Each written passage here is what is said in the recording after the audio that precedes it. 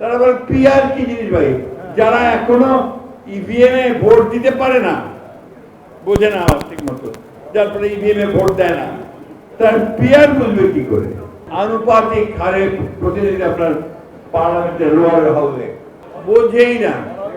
তারা বলে পিআর কি জিনিস ভাই, যারা এখনো ইভিএম এ ভোট দিতে পারে না, বোঝে না ঠিক মতো, যার ফলে ইভিএম এ ভোট দেয় না, তার পিআর বুঝবে কি করে? এই চিন্তা ভাবনা থেকে দূরে সরে যেতে হবে।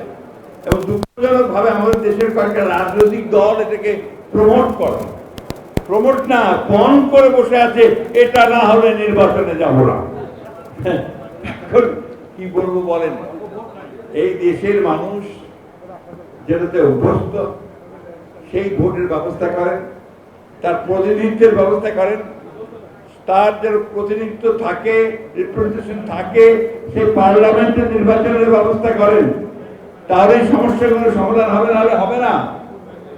বাইরে থেকে এসে বসে বা কাউকে আপনার নতুন নতুন চিন্তা ভাবনা দিয়ে কিন্তু দেশের সমস্যার সমাধান করা যাবে না।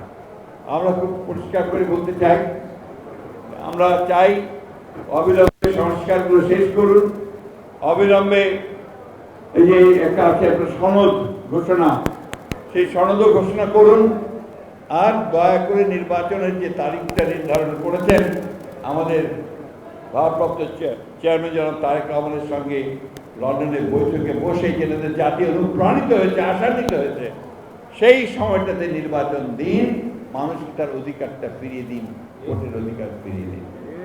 বন্ধুগণ, বক্তব্য দীর্ঘ করবো না, আপনাদেরকে অনুরোধ করব, আপনার শফিউল বারী বাবুর স্মরণে যারা তাকে ভালোবাসেন একটা ফাউন্ডেশন তৈরি করেন, যে ফাউন্ডেশনের মধ্য দিয়ে তার জীবন, তার রাখা, তার কাজগুলোকে বেরিয়ে আসবে, এবং ওটার মধ্যে দিয়ে আপনার ভবিষ্যতে মানুষকে আরো সাহায্য করতে পারবে।